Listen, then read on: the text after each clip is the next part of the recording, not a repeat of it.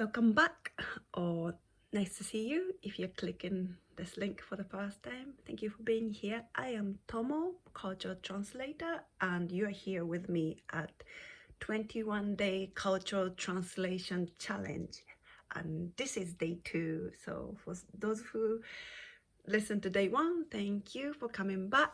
And this is my sort of attempt to really clarify what it's like to culturally translate. And this is something I've been doing for the past decades, but it's such a vague, broad, and exciting things. I wanted to share a bit of that with everyone, and also trying to share all these nuggets of wisdom that I've collected through these books and the conversation with people in a sort of trans-cultural way to you, and hoping that this will offer, this 5-minute small video talk will offer you a food for thought, inspiration for the day, or things to kind of something you can marinate on for days, and helps you for a day in one way or another.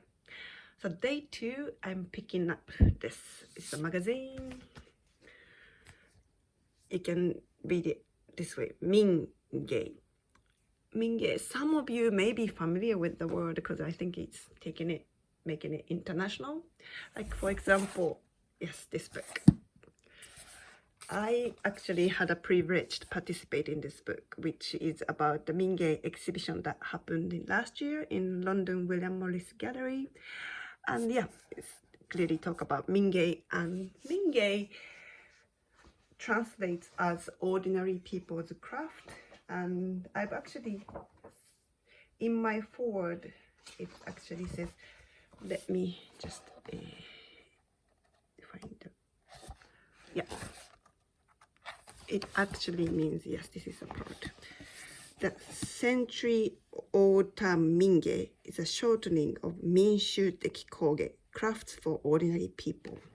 So this is the term that was coined 100 years ago, and now it's still vividly used among Japanese people, interpreted, reinterpreted, and spread beyond borders. I actually wrote it down, Minshu Deki Koge, like for you. Wrote it down for you.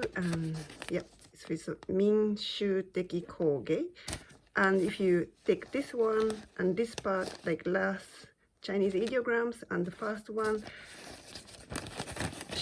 if you shorten it, you get this Mingei. Okay, what did it do for people century years ago? What it did basically is, to me, it's shifted the perspective of beauty and broadened the definition of beauty. Back then, what was cherished? So Minshu Deki, once again, it's people's crafts, and why they had to specifically mention people's craft and revere it. They found beauty in it, and they had to kind of specifically name it because it was something that's never taken as a value, because it was everyday craft that's on everyone's table, and nobody took notice of it until then. What was revered back then was antonym for people's craft, aristocrats' craft, kizoku deki koge, which is, you can tell just by the look of it how it's, I guess this could be a good example too, like this sort of very meticulous, gorgeous, you can tell the genius just artistry went in there straight away. And these kind of crafts were already revered, but what they brought attention to was that everyday people was nothing special as we thought. Bowls, rice bowls and cups, and they said that, well, Yanagi, Muneyoshi, Kawai, Kanjiro, Hamada, Shoji, these two are known to be the sort of founders of this movement, but they said that, let's say these kind of everyday objects, they have inherent beauty in it.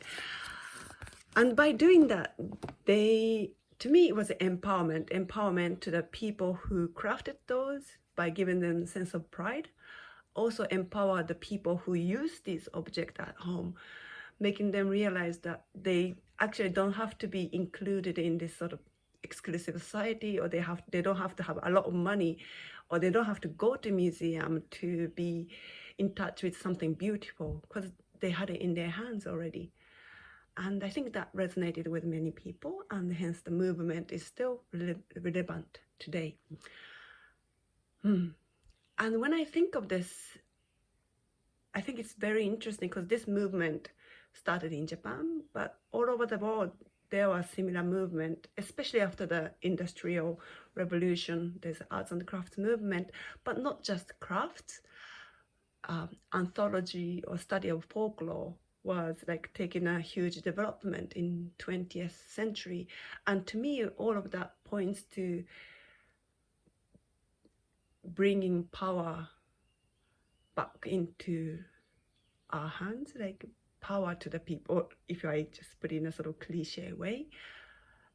And we started paying attention to the ground we stand on, rather than looking up or looking elsewhere. And this, I think this is really interesting. You know, there's a saying that those who win create history, those who lose create beauty. Those who win makes the history, those who lose create the beauty. And the history had been always made by those who win, and a handful of people, or powerful, rich, state in some status, social status. And we are coming to this era that we can actually pay attention to what was happening behind the scenes, and we actually want to know about that. We want to discover about that, and that is empowering to us people. And that general trend was happening universally. To me, it's interesting. And now that's 21st century, we have this tool. YouTube allows us to broadcast somebody's idea, which as long as I have this iPhone, I can share my idea and share it with the world for whoever that's resonating with. By the way, thank you for sticking with me this far. So yeah, this really is interesting, 20th century, how we started paying attention to the people. And now we are transcending into this new era where, yeah, on the extension of it, and we do have a voice if you wanted to communicate, and that's beautiful. And I'm looking forward to what might come next.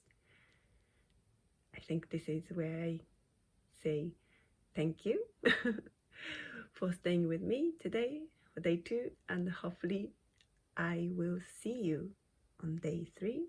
Wishing you a good day. Bye.